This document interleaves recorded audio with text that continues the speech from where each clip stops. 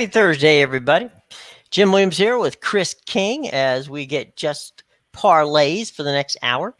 And no NBA tonight, but as we look there, the Jays and the Yankees or the Angels and the Rangers are on the MLB network starting at 7, an hour later on ESPN. You've got the Wild and the Stars. So something to watch tonight on television. No NBA, but they'll get back to it tomorrow night. So there you go. Anything interesting that happened yesterday? I mean, we talked about what everybody else was talking about, and that, of course, is Clayton Kershaw attempting to become the 24th man ever to throw a perfect game. And he was taken out by Dave Roberts with 80 pitches, and was the seventh inning, right? Yeah, he threw 7, and then they threw 7. He didn't come out for the 8, right? So, and you are of a mind that was not necessarily the wisest choice they could have made. I mean, no. I mean, you figure he could have, with the way that, like you said, the A's were, or not the A's, the Twins were swinging because of the fact that the weather was so cold. They just wanted to get back to the dugout. Right, to burn the bats. Yeah. Yeah, I mean, he could have gotten through another inning probably with less than 10 pitches because if you think about it, he had only averaged a little over 11 in 7 innings as it was. And he was still striking guys out because he had 13 whiffs. Yeah. He almost had what they call the immaculate inning, right? Which is 9 pitches. And, that's true. That was pretty amazing. The funny thing is about this, Dave Roberts, that's not the first time he's done that. He did it to Rich Hill in 2016 when Rich Hill was going into the 7th, had pitched 7 innings and had a no-hitter going. Now, my understanding, if I recall, Rich Hill had north of 90 pitches. But still, there's two innings there. And, as wacky as some of these bullpens are, I would hate to go and give the ball to somebody else and you lose the game after a guy throws a no-hitter for 7 innings. In this case, a perfect game. Yeah, I wonder if maybe the fact that they had, back-to-back homers in the top of the 8th to extend the inning a little bit maybe made Roberts not go back to Kershaw because of the weather. You didn't want to have him, have his arm tighten up or anything. But yeah, well, and he had actually, Kershaw said after the game, that was his first start of the season. Okay, he didn't pitch the first series, and the longest he had pitched was 6 innings in a simulated game. So, that was not something that was, publicized a great deal. It was one of those things that came up in the post game. So when they asked, Clayton Kershaw about it, he goes, I agree with, with what the skipper says. Of course, he's not going to say anything different than that, but he did say that, no, I didn't start the first series because I was getting my arm back in shape, and I'd only pitched a simulated game and only pitched 5 or 6 innings. So, only Davey has the choice to decide how that works out. So that's why he's the manager. And we'll see Clayton Kershaw. And if he pitches anywhere like he did yesterday, it's going to be a good season for Clayton Kershaw. Yeah. And then hopefully he'll be able to cash in because, isn't he on a 1-year deal as it is? Mm-hmm. So, I mean, somebody will overpay him if he can turn in a vintage Kershaw season, whether it's the Dodgers or some other team desperate for an arm. I mean, but he'll be 35 when next season starts. So, but you know what? But then, like you said, we saw what Scherzer got too, and Scherzer's older than that. Right. The other thing you could see with Clayton Kershaw, because he is kind of a Dennis Eckersley kind of guy, you could see, or John Smoltz, you could see a Clayton Kershaw become really effective as a 1 or a 2 inning relief pitcher if that's the way the Dodgers wanted to go with it. Because he can still bring it. He still throws the ball in the upper 90s.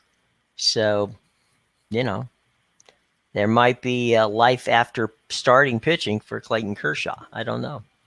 But, I'm not his agent. And he hasn't asked me to be his agent. So I was waiting for you to say Boris is his agent. I'm sorry. Is Scott? I don't know if Scott is his agent. Maybe. No, it says Excel Sports Management. So I'm not sure who that would be necessarily. I'm sorry. Who is it? Excel Sports Management. Oh, Excel Sports. Okay, yeah, it's an LA-based company. That makes sense. Yeah, so they want to keep him close to home. And Clayton's made a lot of money, so it's not like that we're gonna have to hold any kind of fundraiser for Clayton Kershaw anytime soon. Speaking of making money, all right, we got a deal for you. DraftKings promo for Max Wagers Network, winners and whiners and picks and parlays. So what do you got to do, right? Here's what you got to do.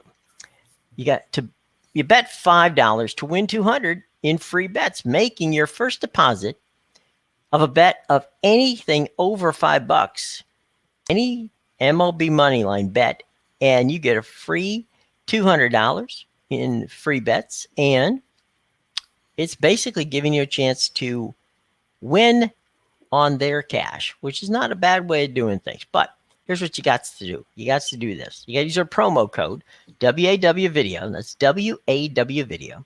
And get all the information in our show box below. Simple enough to do, folks. So please take advantage of this. And by all means, our buddies at DraftKings, we're always happy to have them. Remember, you got to be 21 years of age to participate, and always bet responsibly. And speaking of betting responsibly, we are going to hit the ice first. No, we're not. We're hitting baseball, which is near ice. The Dodgers opener at home today, Cincinnati Reds. As I was telling Chris in the pre-show, if you know Allie Burns, who comes on before us, she is a avid Dodger hater, and today even Allie had to relent and take the Dodgers. Well, I mean, let's face it, Cincinnati keeps getting more negative press. Not only did they get swept in a 2-game set by Cleveland, Phil Castellini, Bob Castellini's kid, got himself in some hot water talking about be careful what you wish for or something like that in regards to, what they did with the team, with the way they had to cut the payroll and everything else. Then he had to come out and apologize after the fact. Well, he did it on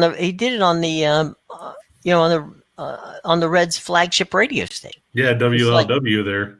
Yeah, it's like, why? Or what, you already got people who hate you.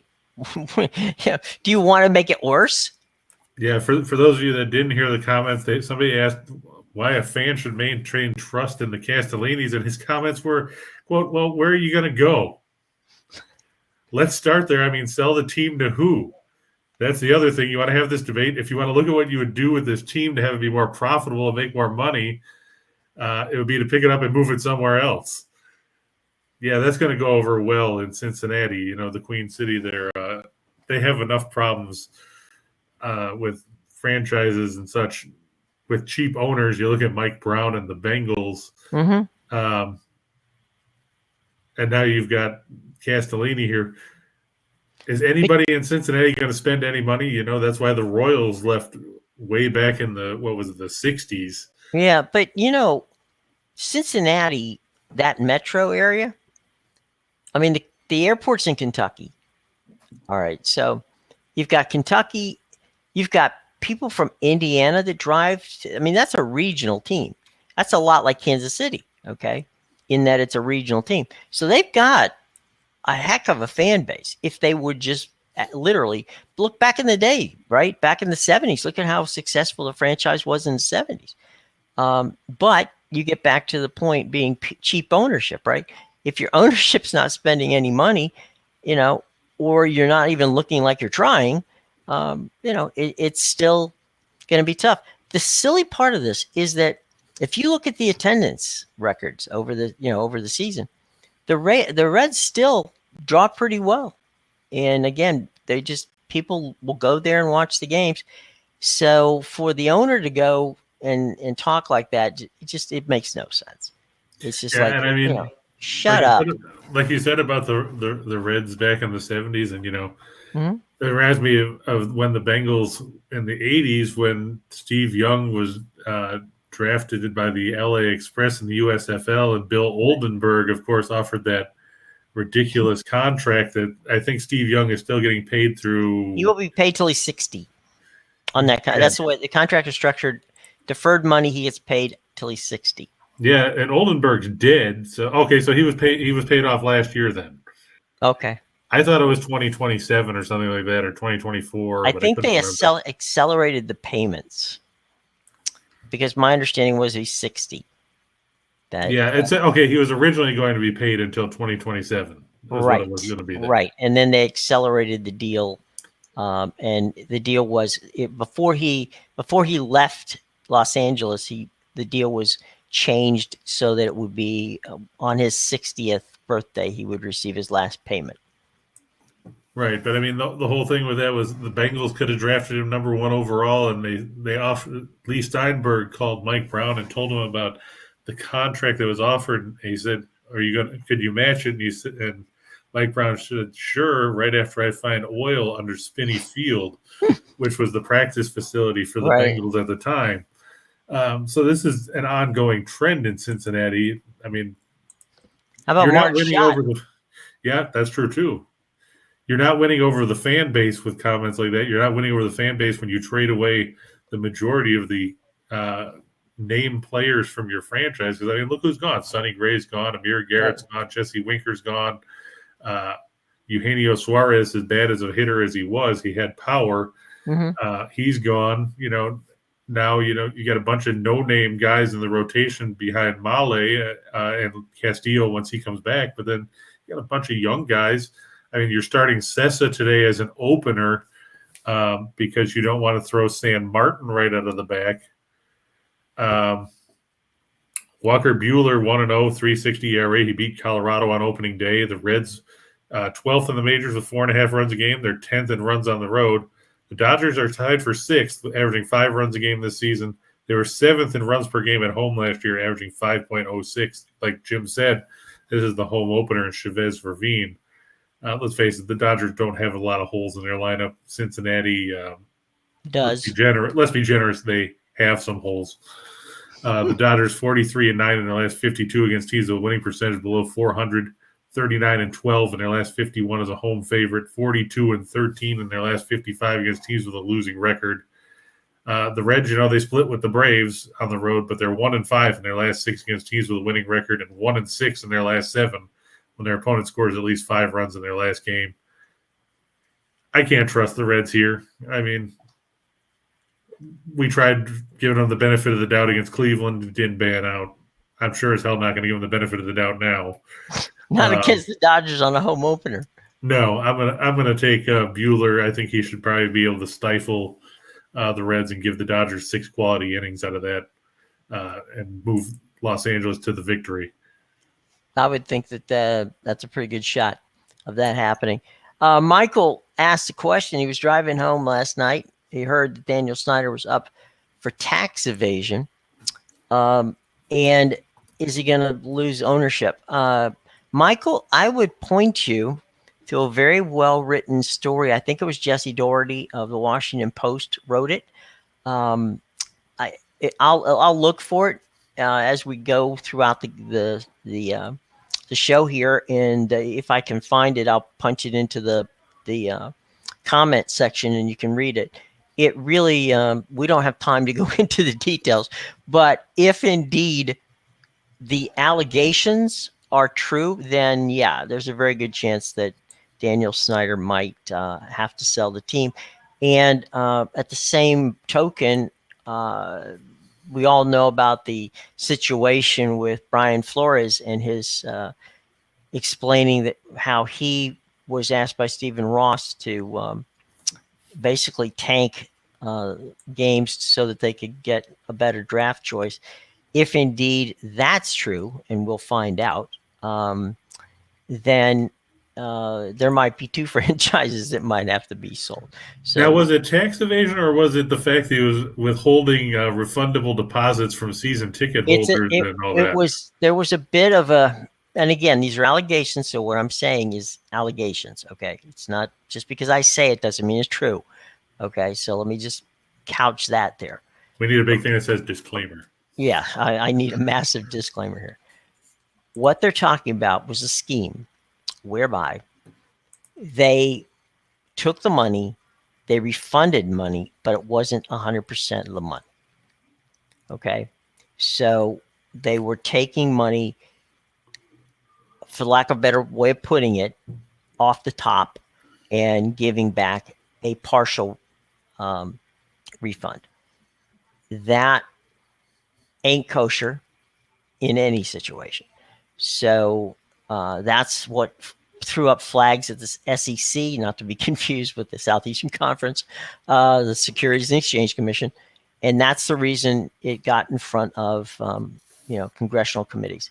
So there's books that need to be presented. God knows Dan Snyder has plenty of attorneys, and I'm sure we'll see all of them. And we'll see. There's been ongoing investigations, and all of that's going to happen. So we'll see how that works. So I will get that for you, and I'll put it in there, and we'll see if you can read it. And here's one. As a matter of fact, do you have the Chris? Is the Nats Nats Pirates game in the later part of the show? Yeah, I've got it down towards the. Okay, so hey Euler, if you can hang out on, buddy, we got that coming. Okay. I mean, he's probably right. So I'm talking about the over because, let's face it, like you said, Adon is this year's version of Rick Vaughn, and JT Brubaker can't get out of his own way as far as putting guys on and watching them come around to score. So, I mean, come on. The Pirates scored 6 yesterday against Kyle Hendricks. I could see them, putting up a bunch of runs. And I could see Washington putting up a bunch of runs over there in PNC Park. That's actually, besides being a great park to watch a game, it's also a very good hitter's park, which to the chagrin of the Pirates pitching staff. It really is a lovely. If you ever get a chance to make it to PNC Park, it's a trip. And yeah, Michael, I'm familiar with Office Space. I mean, my favorite scene in that movie is with Michael Bolton talking about how when he said Michael Bolton sucks, and he's like, "Well, why don't you change your name?" Well, why should I have to change my name? I had it first. That's true. The Angels visiting Arlington today. Yeah, AL West battle there. The Angels 3-3. This will be their road opener. Everybody's always excited for those. The Rangers 1-4. They lost both their home games earlier this week. They were swept of all the teams that you're going to lose back-to-back home games to, you lost to the Colorado Rockies. Now, we know how bad Colorado hits on the road. And you lost 2 straight games to them. So kudos to the Rangers, who are now 1-4. Right. Shohei Ohtani 0-1. He lost on opening day to the Astros despite fanning 9 4 2/3 innings. He left. I think the game was 1-0. I saw that game. He pitched really well. Yeah, and Dane Dunning, no record with a 540 earned run average, 140 whip, 2 walks, and 4 Ks over 5 innings. He did not get the decision in Saturday's game against the Blue Jays, which the Rangers went out to lose 4-2 because they gave up 2 runs in the 6th right after he left. The Angels just 24th in runs per game at 3.33. Last year they were 20th on the road as they averaged 4.22 runs a game as the visiting team. Texas tied for 4th with 5.6 runs a game this season, but they're just 18th in runs per game at home at 2.5. And take note, they're tied for 18th, but only 20 teams have played at home so far this year, so keep that in mind. That 18th doesn't look as good as it should normally. You're talking about the Rangers 3-8 in their last 11 at home against a right-handed starter. They're 13-40 in their last 53 after an off day.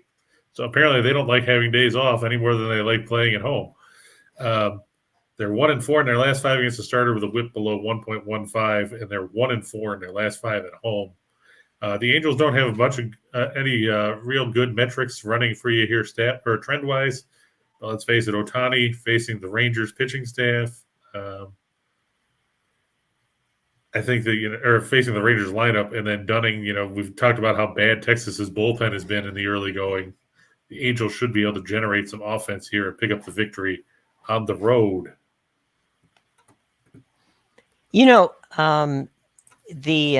By the way, guys, here's the Snyder article for you. If you're so interested, it's in the chat box.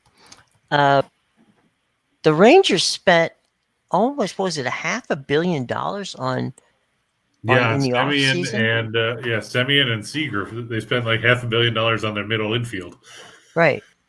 and then they got And John Gray, who's on IR. right. So I mean, it's not like they didn't spend cash. I don't I don't know what to tell you, boys and girls. It's just right now it's early, but they doesn't seem like those investments are paying off in any way, shape, and or form. So there you go. I got to say this personally. I don't know about you, Chris, but there's certain guys in baseball that when they're playing, I will actually make a note to turn the TV on just to watch, just to see, even if I'm only going to watch a couple of innings or only have time to watch a couple of innings. And Ohtani for me is like must see TV. I just love watching the kid play. He's amazing. Yeah, he's one of those guys that'll actually move the needle a little bit, because if you talk to most people that don't follow baseball, he's probably one of a handful of names that they actually recognize. Mm-hmm. If you ask them about, Randy Arozarena, nobody knows who the hell that is, or if you ask them, they might recognize somebody like Yadier Molina, but Sure. Or Vladdy Jr. Yeah. Yeah, or Vlad Jr. or any of those guys, young guys from the Blue Jays. But it's guys like Ohtani or now Suzuki with the Cubs. They're names that people recognize because they had a track record somewhere else. Right.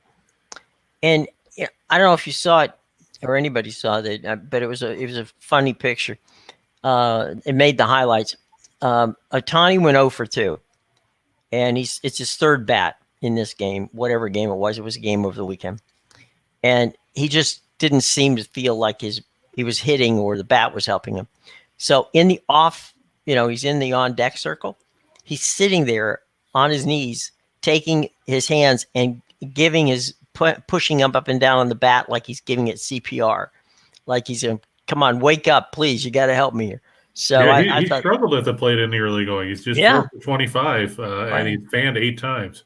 Right, and there's a couple games that Mike Trout didn't play. So I don't know what Joe Madden's doing over there, but I have to text Joe and see what's up. Yeah, and James asked us a question before about the NFL draft, which we should be talking with Bill Bender soon. That's right, next week. Yeah, he's asking, do you think a tight end will get drafted in the first round? He's thinking Trey McBride, the tight end from Colorado State, who's probably, he's probably, if not number one as the number one tight end in the draft, he's probably in the top 2 or 3. That's a good question, James. Oftentimes, I can remember there might be 3 or 4 tight ends that stand out as first round picks. Lord knows, James, that there are a number of teams that could use a tight end. So it's quite possible. I know, what was it? A couple, the last tight end that got picked high in the first round was Kyle Pitts. Yeah, Kyle Pitts. And then before that, there was the kid from Alabama who went to Tampa Bay. Was that Howard? O.J. Howard. Yeah, now he's in Buffalo. Right, yeah. I know Kuiper has got McBride going at the end of the second round, which probably seems a little low to me because he's got him going behind Greg Dulcich from UCLA, and I don't necessarily think I don't think Dulcich is as good as McBride. Isn't Dulcich a little bigger? Let me double check. I mean, I saw Dulcich play a lot because I watched UCLA play a lot, and Dulcich is 6'3", 245.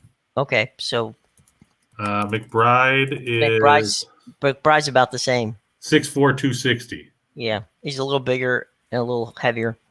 I don't know. I mean, I don't look. I love Mel, but just because Mel says it doesn't mean that's the way they're going to go. Yeah, if McBride doesn't go in the first round, I think he'd go early in the second. I mean, he caught 90 balls last year for over 1,100 yards for Colorado State. It's a lot of catches for a tight end, and he's got the size where he can make an impact in that regard. Right. I mean, I'm not going to take anything away from Dulcich. He's a good tight end too. Sure. But he played at UCLA. I mean, everybody can catch passes and go for big yardage in the Pac-12 because nobody plays defense. Just look at Washington State. True. But, Chip Kelly does a pretty good job of coaching up tight ends. He's had some pretty good success there. But to answer James' question about first round, gosh, James, I don't think it's going to happen because there's a lot of people who need a lot of things, and tight ends are unfortunately something, as you just saw, Chris was saying that you said he was going to go toward the end of the second round. Is that what you said, Chris? Yeah, that's where Kuiper has him. I'm trying to see where some of these other McShay probably has him in the second round somewhere.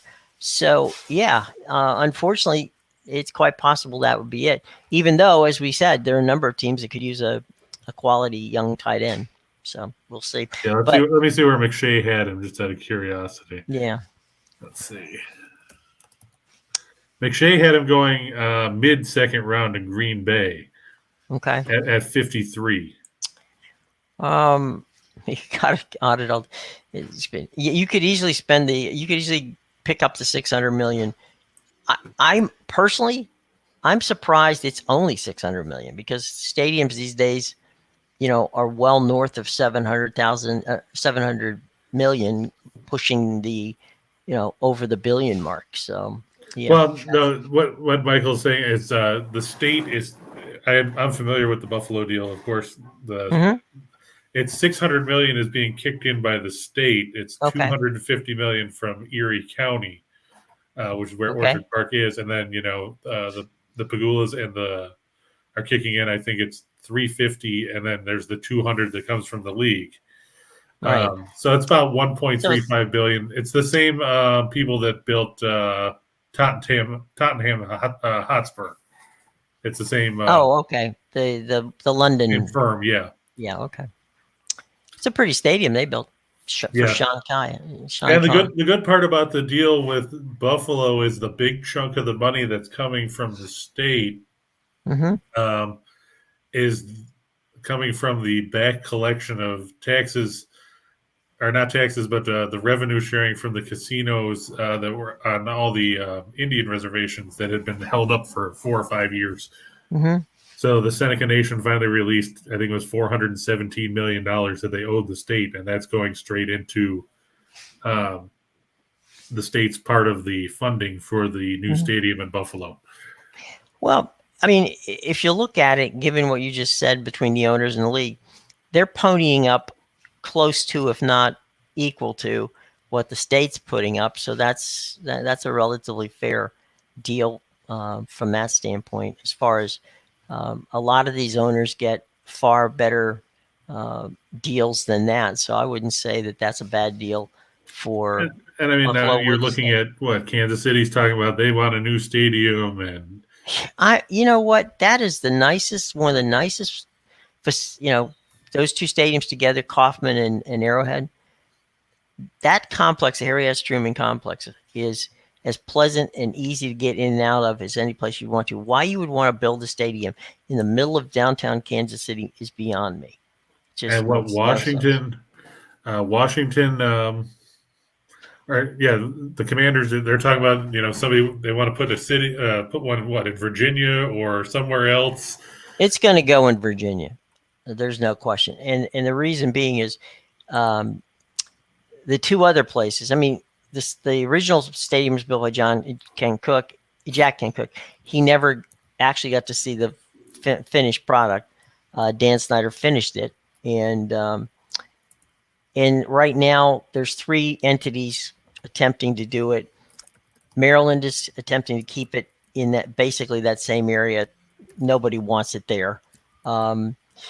Then there's the district where it would logically be where RFK goes, but the city doesn't own that land, so they have to get a grant from the government to buy the land. So there's a lot of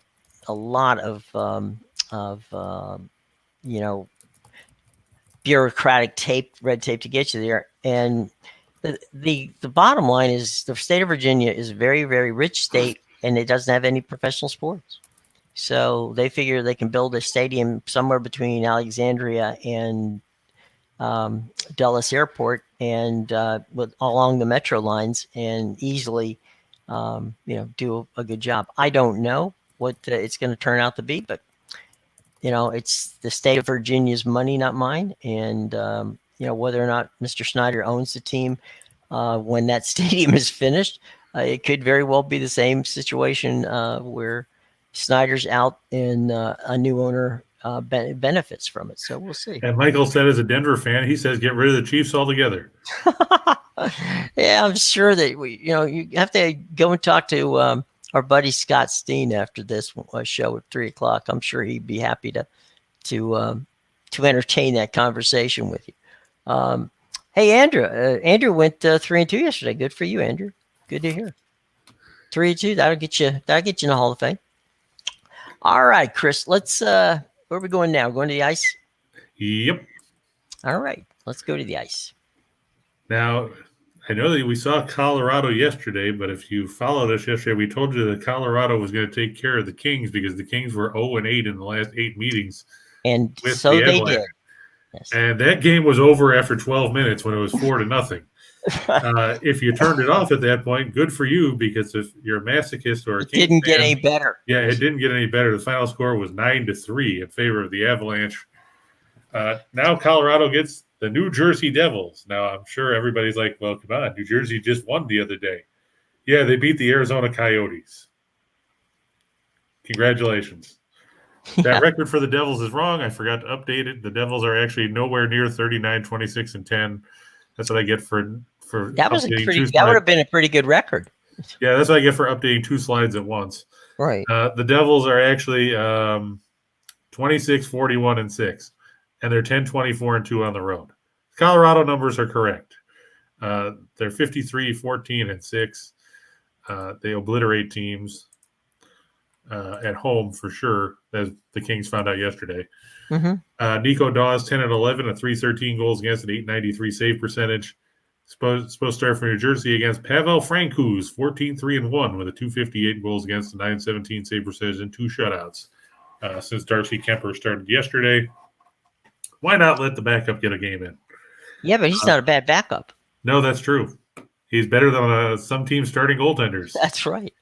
The Devils 17th in goals for at 307. They're 29th in goals against at 3.66. And that 29th mark is not something you want to see when you see that Colorado is second in the league in goals for at 384. They're 7th in goals against at 274. Colorado 7-0 in their last 7 when their opponent scores 5 or more in their last game. We said New Jersey won 6-2 over Arizona on Tuesday night. Colorado doesn't care if they're playing the second game of a back-to-back. They're 12-2 in their last 14 such situations. They're 49-9 in their last 58 as a home favorite. They're and the Devils 1-4 in their last 5 after a win. They're 0-4 in their last 4 after scoring 5 or more in their last game.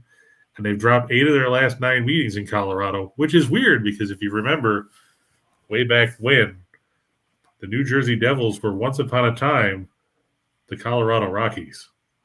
This is true. With Don Cherry. That's right. And if that doesn't scare you, we got more. And they're playing in the rare air. Yeah, they're playing in the old ball arena, and that's not good news for New Jersey because of, as like we said, as Los Angeles found out last night, the Avalanche like to score at home. On the season, they average 4.14 goals a game on home ice and only give up 2.5. On the flip side, New Jersey averages 2.97 goals a night on the road, but they give up just under 4 at 3.97. Not a good night for the Devils. On the plus side, Saturday night they get to play the Kraken in Seattle, so better days are coming. They're just not coming right now. Not coming tonight. I think the Devils are on their longest road trip of the season. I believe so. They beat Dallas the other day on the road, which kind of ticked me off because I thought Dallas would win that one. Then they beat Arizona. Then they go to Seattle, or they play tonight. Then they go to Seattle. Then they've got Vegas after that on the road on Monday. So not like that West Coast swing when you're already eliminated from playoff contention.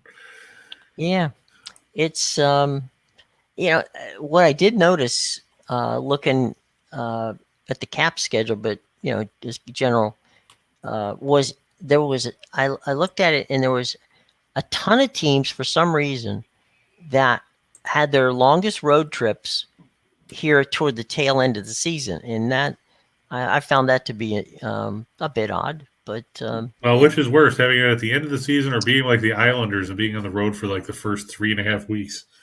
well, the Islanders' problem was the building wasn't finished, but there's that. There used to be in a number of these arenas. Remember back when there used to be Ringling Brothers and Barnum and Bailey Circus, which doesn't exist anymore? Right. A lot of those buildings, that was a huge moneymaker.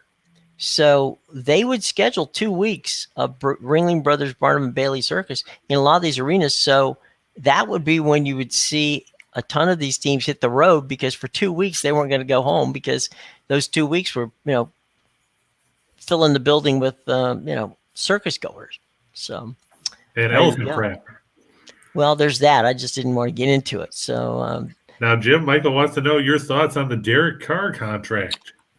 My first question is, where the hell did the Raiders get this money to give Derrick Carr money after they just shelled out a bunch of money for Devontae Adams? Probably the money they're saving on not paying John Gruden. I'm just saying. They paid a bunch of money good to see on their car insurance by switching to Geico. Right? Yeah. You know what? Derrick Carr is, frankly, to me, a little bit better than Ryan Tannehill at Tennessee. He fits that offense well. You can't fault him. He got him to the playoffs. They didn't win, but he got him there. So Derrick Carr has been a consistent game manager and a guy who normally doesn't lose you football games. So I would say, Michael, that that contract at that money, which I know is ridiculous, but $50 million is what I'm sorry, $40 million is. It's going to sound. I can't even hardly say it, but $40 million is cheap for a franchise quarterback these days. And I need to drink something afterwards because I can't even say $40 million is cheap. But now here's the thing. I'm gonna read this off to you, and you tell me if Derrick Carr belongs in this group. Derrick Carr now has the 5th highest annual average value for a contract for quarterbacks in the National Football League at $40.5 million on that 3-year extension. Mm-hmm. Here's the 4 guys ahead of him: Josh Allen. Yeah, heard of him. Patrick Mahomes. Heard of him. Yeah. Deshaun Watson. But that's just because Cleveland's a bunch of heard idiots. Of him. Yeah, that's stupid money. Okay. And Aaron Rodgers. Oh, him. Yeah, I heard of him too. Now, does Carr fit into that group where he should be making that kind of money? If I'm owning the team, the answer to the question is no. But Mark Davis seems to think that that's what he's worth. So who am I? No. I mean, the answer is no. But do you think that? I mean, look at when Cleveland gave that silly money to Deshaun Watson. Was that might have been the stupidest contract I personally have ever seen, other than the Derek Jeter one. I'm not Derek Jeter. I'm sorry. A-Rod, when he went from Seattle down to Texas. Yeah, I remember that deal because I was living in Seattle at the time when he left. Yeah, I mean, and then they traded Griffey, and the whole world, the sky fell in Seattle, and people went back to grunge music. The Sky Dome. Well, the King Dome. Right, the King Dome, which amazing. Derek Carr is in the same division as Mahomes, Wilson, and Herbert. He's the 4th best quarterback in the division, making $40 million. Again, Michael, the bottom line is whether or not what a team values the person at. I remember Kirk Cousins getting $100+ million contract from Minnesota, and there just wasn't any way on this planet I thought that Kirk Cousins deserved a $100 million contract. But again, it's up to the owner. It's in the view of the franchise. If they think it's worth it, then they're going to do it. It really doesn't matter whether I agree or disagree. They're going to spend the cash. So yeah, I mean, as Chris just said, Derrick Carr's in pretty rare air there with the guys that he's in with, but at least three of them. I don't know the other guy, Deshaun Watson. I'm gonna hold out on that one. And by the way, if you haven't read the article, there's a number of them out there about yesterday's come to Jesus moment that Baker Mayfield had in Cleveland.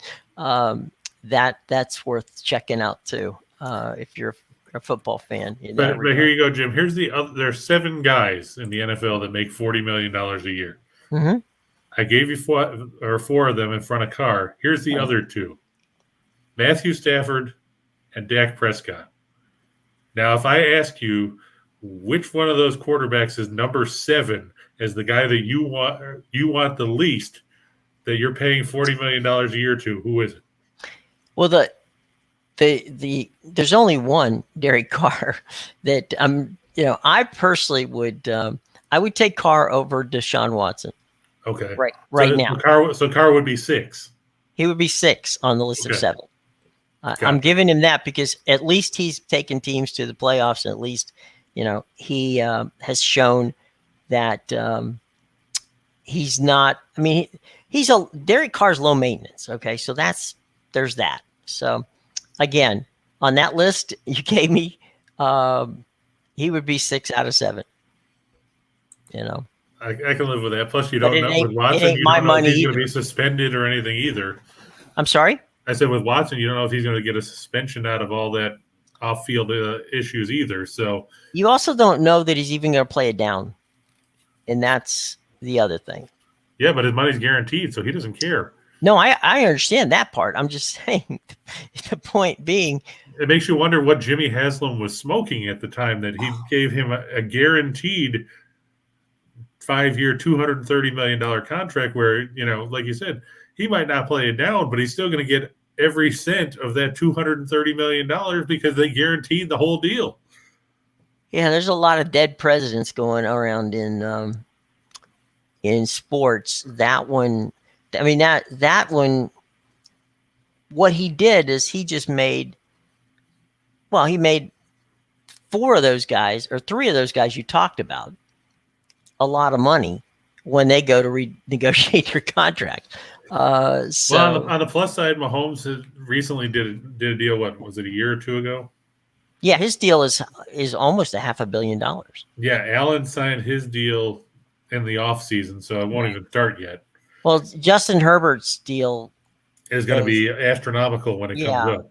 He's got to send. He got to send at least some send some parting gift up to Cleveland. Send him a fruit basket or something. Yeah, send him a fruit basket. Something nice. It's I'll send him some Lamar Jackson. Oh man, Michael, Lamar Jackson, and Kyler Murray, and Joe Burrow. Yeah.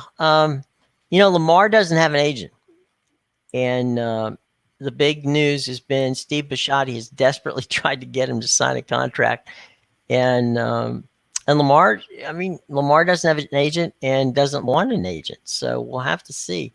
Now, does that go back to the same theory of the age-old adage about a man who represents himself as a fool for a client? Oh, it's like a lawyer. Okay, yeah. A man who's someone who, okay. Well, I don't know. I mean, I think that he thinks that he's a very trusting young man.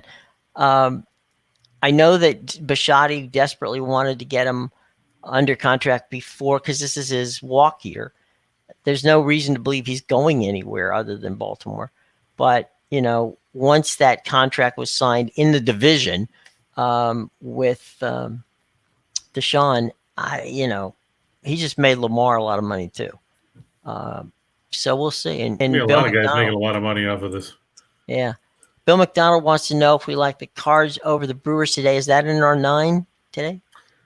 I think so, but I mean, the short answer is yeah. I think, Wainwright pitched well on his opener. Plus, he got an extra day of rest with the rain out. Mm-hmm. And Woodruff looked bad against the Cubs over the weekend. I mean, let's face it; these are 2 teams I don't like.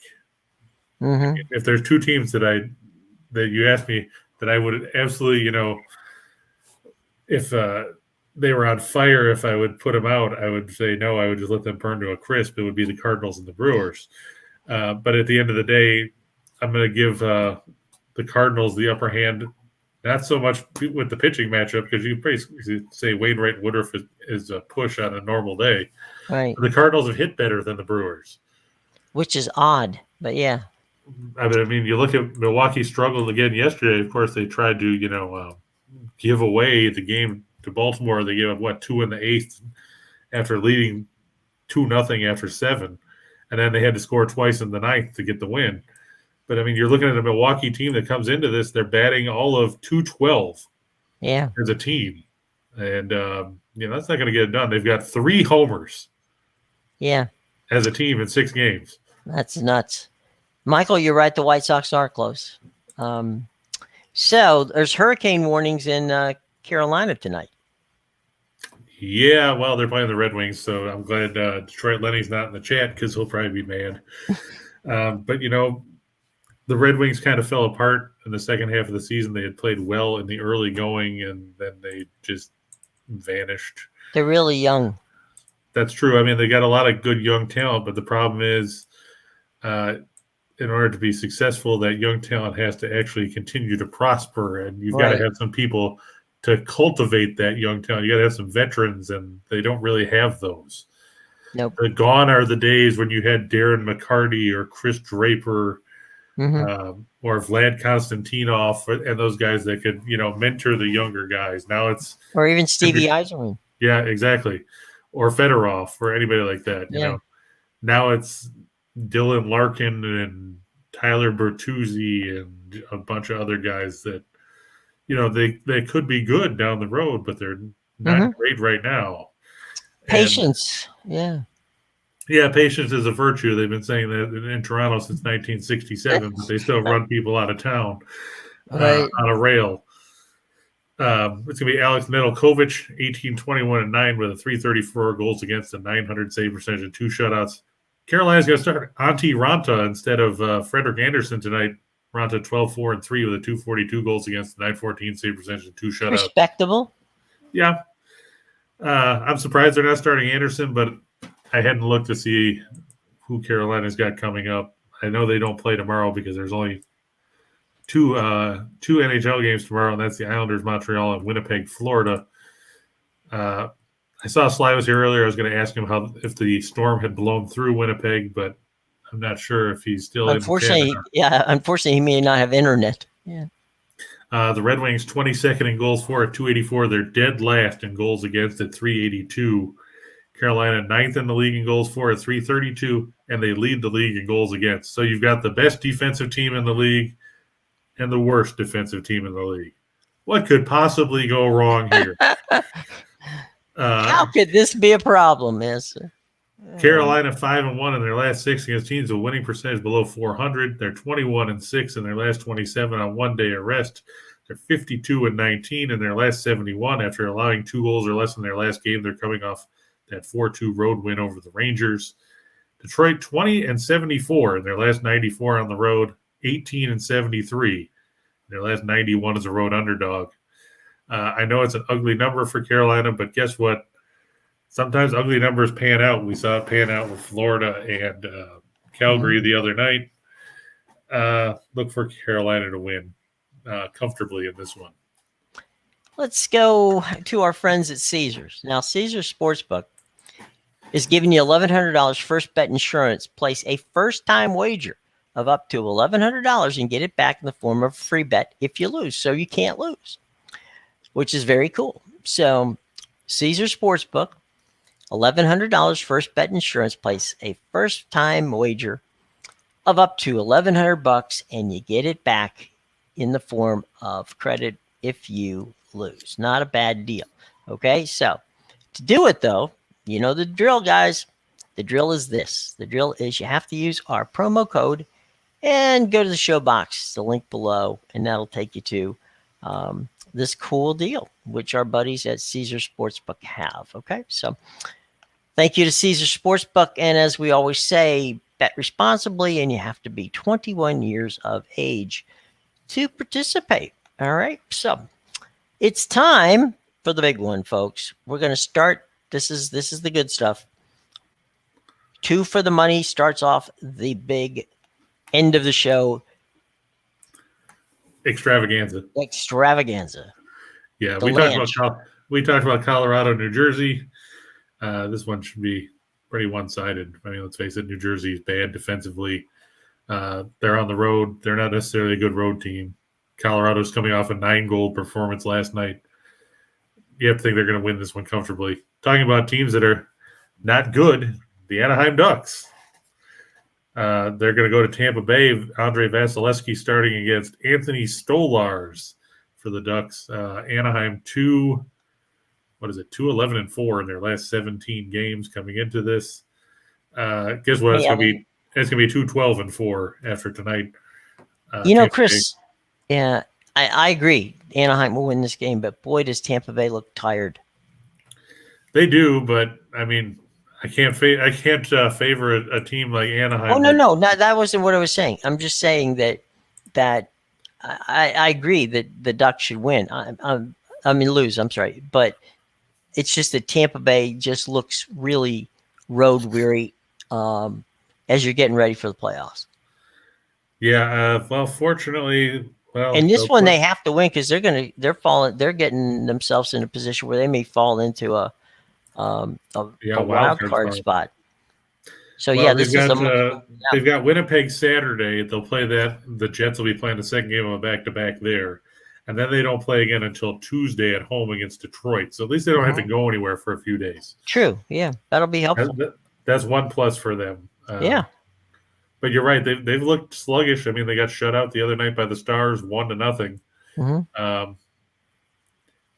But at least their defense improved because they only gave up 1. They shut out Buffalo the game before that. So, and in the game before that, they lost 2-1 in overtime to Boston. Mm-hmm. So maybe they're starting to figure things out defensively because they had a really rough stretch.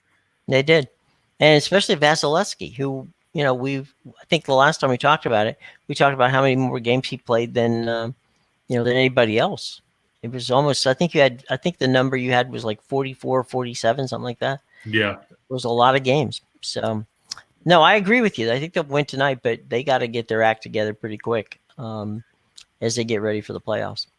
Yeah, we already talked about the Dodger Blue. Yep, and we talked about the Hurricanes and the Red Wings. Right. It'll be a rough night for Detroit. Yep. All right, moving on to 4 for the show. Now, take note, these are all hockey games because I hate the baseball schedule today because the games that I liked already started. By the way, for the games that already started in the top of the 7th, the A's look like they're going to win 3 out of 4 down in Tampa as they lead the Rays 6-1. Tampa Bay has 3 hits. And in the Windy City, in the bottom of the 3rd, it's the Mariners 2 and the White Sox nothing. The Mariners got to Jimmy Lambert, who's starting because the White Sox don't have anybody else to pitch against Logan Gilbert.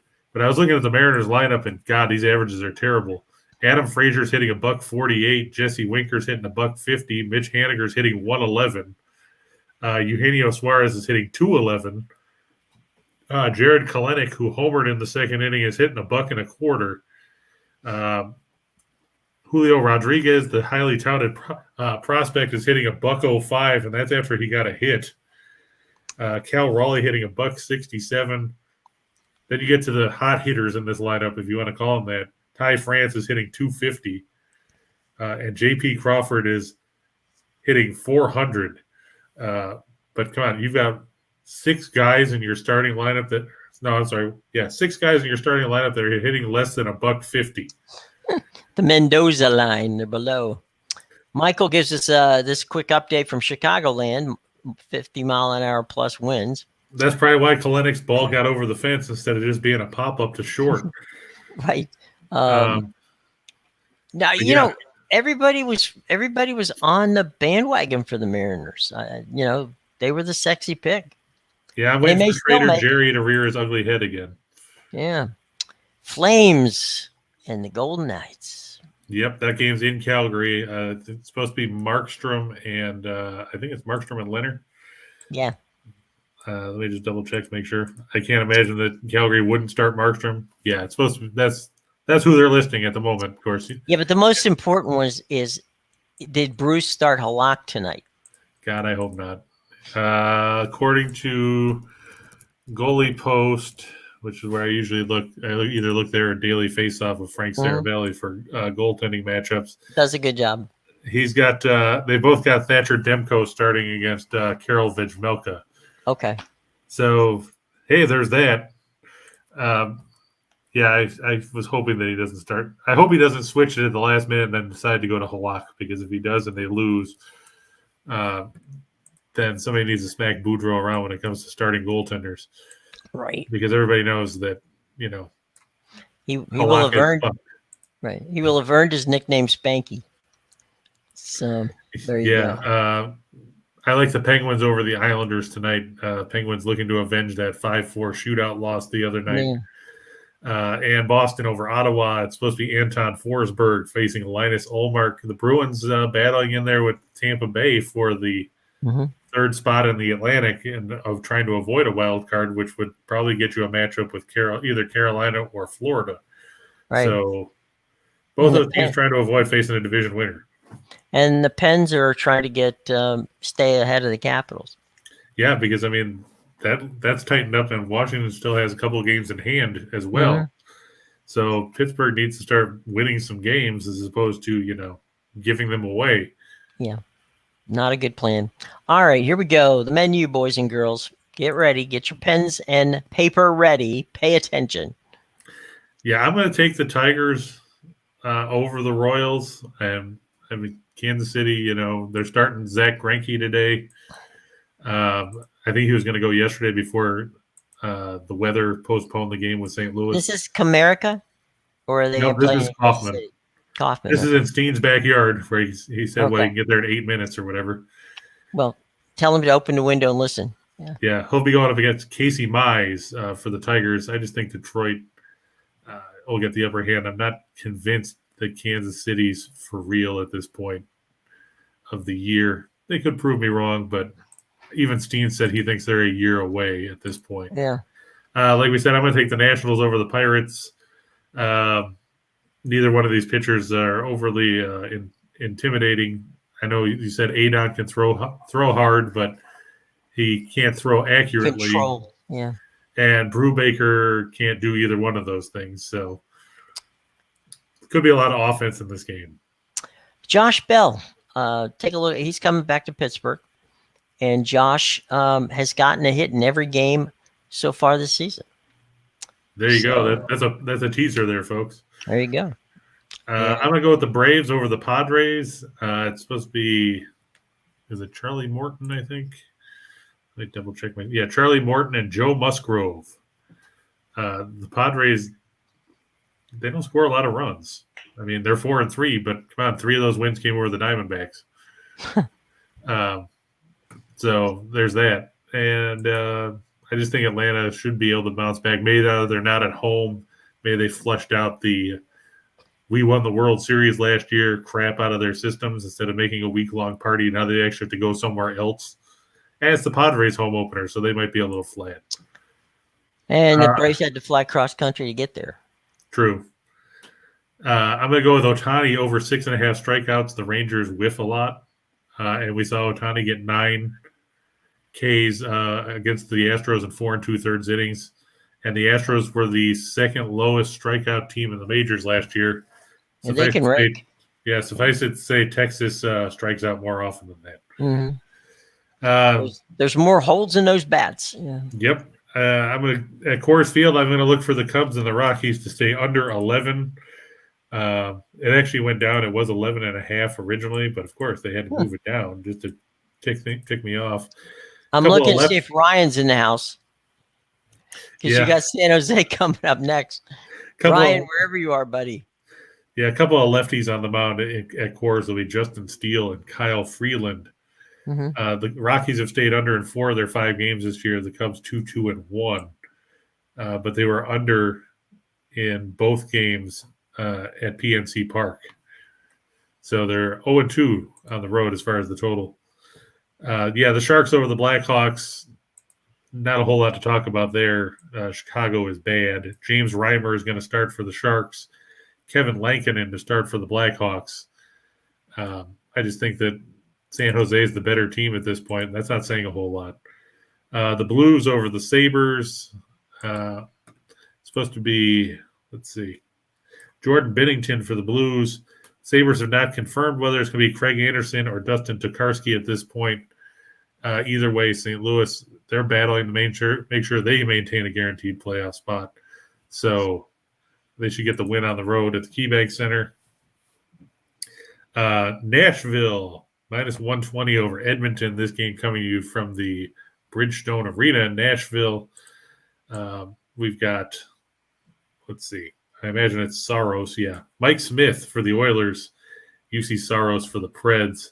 Edmonton, they played well. They played well under Woodcroft, but they got whipped by Minnesota the other night. Yeah. Before that, they got beat by Colorado in a shootout.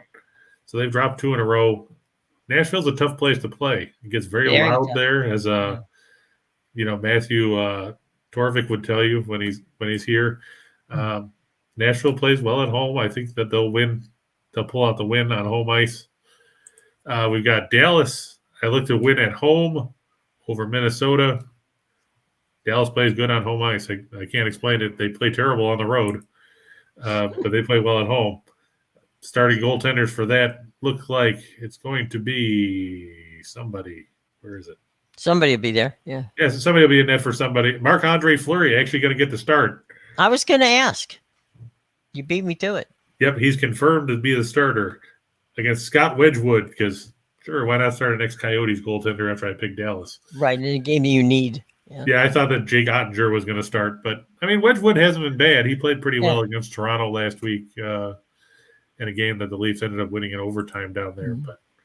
And speaking of the Leafs, I look for them and the Capitals to go over 6.5. Boy, Jim, you talk about some offensive weapons. You got Ovechkin and Backstrom and Kuznetsov. Mm-hmm. Right. And then you've got Matthews and Marner and Tavares and all those guys. It's going to be a pretty exciting night at the Scotiabank Arena, which I nearly called the Air Canada Center because it just shows how long ago that I remember that it's building. Been that of many iterations. Right. Well, the Caps have been playing well lately. They played well on the road too. So. And the Leafs played well until they lost to Buffalo. Yeah. For some reason, Buffalo has their number, and I can't figure it out because Buffalo's a sucky team. And you even Tom Wilson's scoring goals, which is scary. I saw that. So it's that's going to be entertaining, and you're right. I think it's going to be there's going to be a big number there. Definitely. Yeah, I think the last meeting was in Washington at the end of February, and it was 5-3 or something like that. Yeah. We talked about Washington beat Philadelphia the other day 9-2. 4 of the last 5 meetings between these teams have gone over the number. It's and funny. In those games, the total was 6.5 every time. Mm-hmm. It's funny.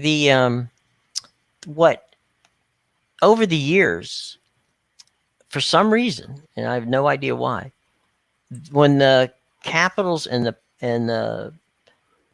Toronto play against each other, they always, end up scoring a lot of goals in the game. Even when one is better than the other. There was one playoff series they had a few years back where just like the numbers were off the charts for what normally you don't see big numbers in playoffs. They had a lot of playoff wins. So it's when those two teams get together, it's not a lot of defense is played. Nope. Like you said, over in 4 of the last 5, over in 9 of the last 12 in Toronto. These teams after this, Washington goes on to play Montreal on the road Saturday. Then they go to Colorado Monday. I'm sorry. Toronto gets Ottawa Saturday on the road. Then they face the Islanders on Sunday. And these are big stretches for both of those teams too. They need to start. In the case of Washington, they need to keep the momentum going. In the case of the Blue Jays, in the case of the Maple Leafs, they're like Washington. They need to keep that mo going as they head for the playoffs. Exactly. So there you go. Okay. Any questions left from the class today? I think we got most of them. I think we did. Okay. All right. Tomorrow, tomorrow I will wear the Tampa Bay Bandits sweater because the USFL is back. Now, many of you wonder why, and that's a damn good question. But if you happen to live in Birmingham, okay, so many of you do, I'm sure, you'll have plenty of chance to see all of the teams because that's the only place they're playing. So that one's a bit of a, but this is the officials, by the way. They're going to have some NFL officials that are going to, they've been lent to the league, and here's the problem. This is why Chris is not going to watch. Okay, it's on Fox and it's on NBC. Okay, Kevin Kugler is going to call some of the games on Fox. So I know great! Is he doing the game tomorrow or Saturday with New Jersey? And I have no idea. I mean, I hope they don't stick him on the primetime game. Stick him on stick him on FS1 or something. Yeah, well, FS1 is the Bandits actually playing Sunday on FS1. Yeah, they're playing the Maulers. Yeah, so so there's that. Kevin, if you're listening, you know who you are. Anyway, you know who you are. Call in sick. Yeah, call in sick. Give Kevin Harlan a chance. Give Kenny Albert a chance. He needs something to do. Yeah, he needs another job.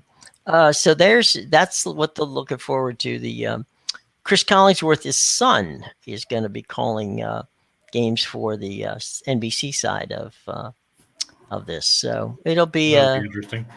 Yeah, but a lot of people got their start when in these obscure leagues. I mean, in the old ABA, it's where Bob Costa started. He was a play-by-play voice of the St. Louis team, and Charlie Steiner was the voice of the New Jersey Generals, and there's a lot of guys who's. Yeah, Paul McGuire did USFL games. Yeah, he did. Yeah, he did. I work with Paul. I'm still paying off his bar bill from 1985. But yeah, it's we'll see. It might be fun.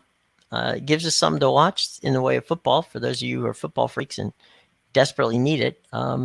You got it coming this weekend. So, and how about the XFL hiring Dean Blandino to be their rules guy? I don't even know how to react. I mean, I mean, their best chance to make it was when Ebersol was there at NBC, and that guy, that went out the window, and I just don't.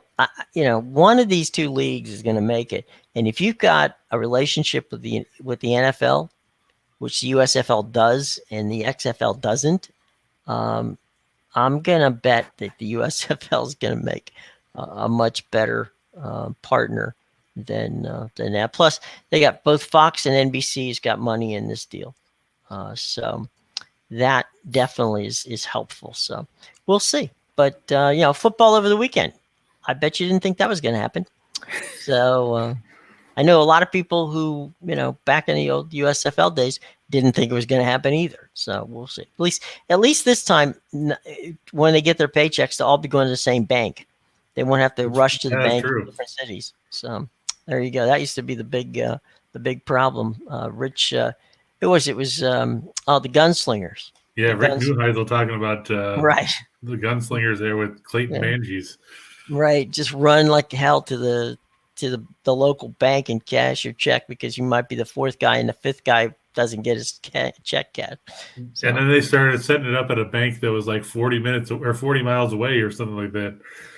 Yeah, so he would talk about how it was like Smokey and the Bandit trying to get the bank. That's right. Yeah. Else. It's let's see, we got this Daryl. The NFL needs a farm system. Well, that's kind of what the USFL is at this point. It's entertaining. We'll see. We'll see how entertaining it stays. Right? It can always be entertaining for a little while, but after a while, you got to keep that party going. All right, boys and girls. We have had a lot of fun with you. Don't forget to hang with Max Wagers Network. We got Midday Money with Sean Higgins. That's Sean Higgs. I'm sorry, Higgins. Sean Higgs at noon. We got our girl Allie Burns at 1. as we show up at 2. Then Scott and Scott, right now on MWN2. They're on at 3 o'clock. 5 o'clock, it'll be Tim, Lenny, and Nicholas as they get together. And starting next week, soccer at 4 o'clock with Sean Miller. And Sean will have some interesting stuff. He is presently en route home from Manchester, where yesterday he watched Manchester City play. So, and filed a report. So, Sean will be back with all kinds of great information, ready to rock and roll on Tuesday when his show debuts in the 4 o'clock slot. So that'll give us 6 consecutive hours of very entertaining content every Monday through Friday right here on the Max Wagers Network. So everybody have a lovely day.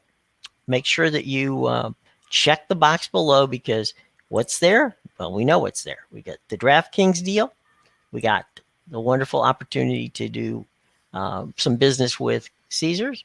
We've got Chris King's parlays. If you want them, send to your email box down in the show box below. You can get them. You can still get our free 100-page baseball book down there as well. So all kinds of goodies down in the show box below. Please check it. And also on the way out, smash that like button, hit the subscribe button, and ring the bell so that every day you know that we're going to be here at 2 o'clock. Okay? All right, everybody, have a lovely day, and we shall be back tomorrow at 2 o'clock. All right? See you then. Till then, have a nice day.